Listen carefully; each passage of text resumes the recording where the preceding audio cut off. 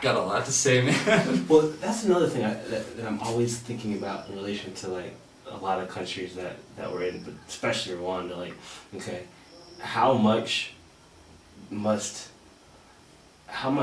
we own like America's role in all of it? You know, like we're here. We were how old were we?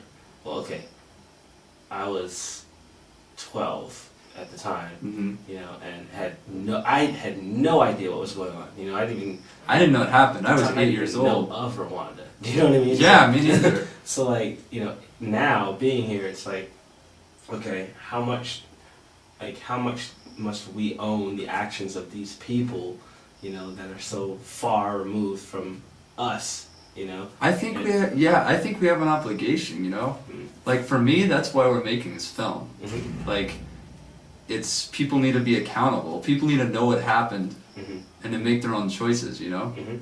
And this is our choice.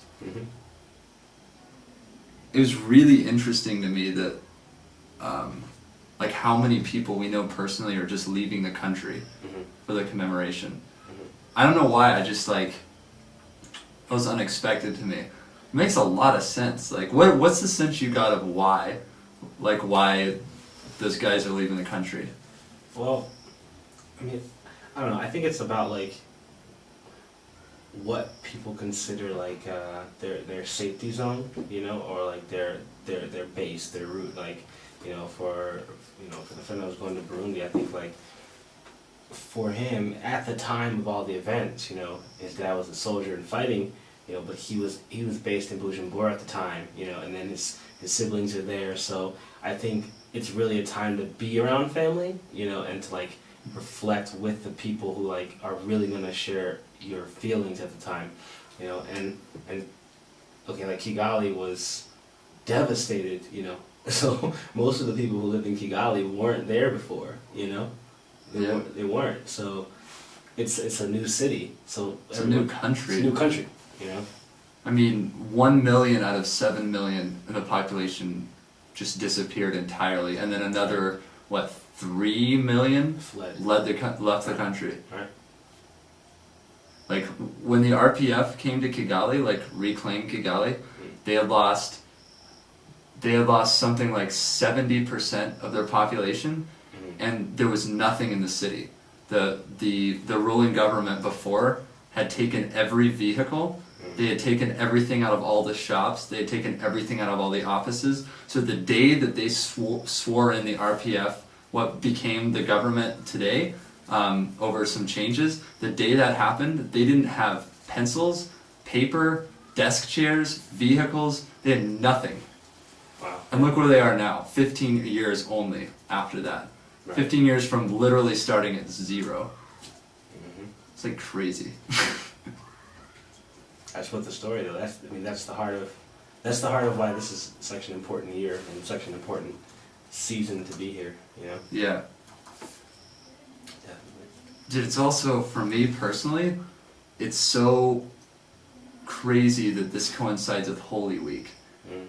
You know that the day of like the week of commemoration is exactly the week of Holy Week. So like, as the services move through the Passion of Christ and through like descending into darkness, like this country is also on that journey. And then the Easter Vigil reading from Ezekiel about the Valley of Dry Bones. You know, you go to the memorial centers and see these lines of skulls and bones. To have that reading during this week is extremely profound to me. But then to move in the very same service into Easter, into like the most joyful day of the church in the whole year, I think it's a beautiful sort of link between the kind of Christian calendar and the genocide, because in a way that's what Rwanda's done. They've created their own Easter. Yeah. You know. I mean, it's ironic too, because like when you're talking about like the church and then, you know, the seasons, and obviously this is a historically, or at least in the last 100 years or so, a Christian society. You know, and then the role that the church had played within all of this, and then when you look at all these memorial sites, a lot of them are in at churches, the churches, So, places of refuge being somehow contorted, and flipped and turned upside down to, places of destruction. It's a lot happening at once. It's hard to conceptualize. And the fact that we have friends who walk through town are like, there's the priest who killed my mother. Yeah. Who's still the priest at that church. Yeah, that's a little surreal. It's something we can't grasp, like, it's just a reality that's unreachable for us, but like, that I think we can get strength from, to see that the way that these people persevere through that, it's humbling. It's humbling and it's empowering. Like when we're looking at our current financial crisis, we're trying to search for what to do and people are losing hope. Yeah. I mean, where's a better way to turn for hope than Rwanda? I hear that. Okay. No, go for it. Go for it. I wouldn't like our financial situation to here. I mean, like, here it's so much more extreme.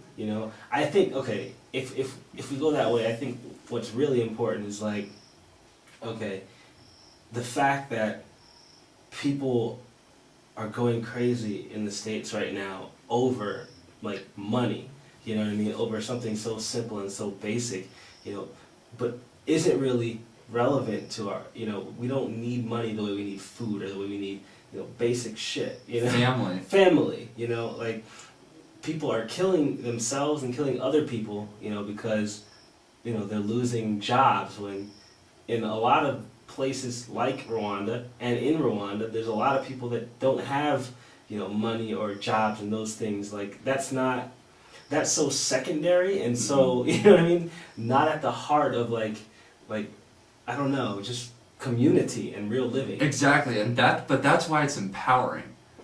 It's empowering for us to see that level of resilience and hope and community without all the surplus. Yeah, exactly.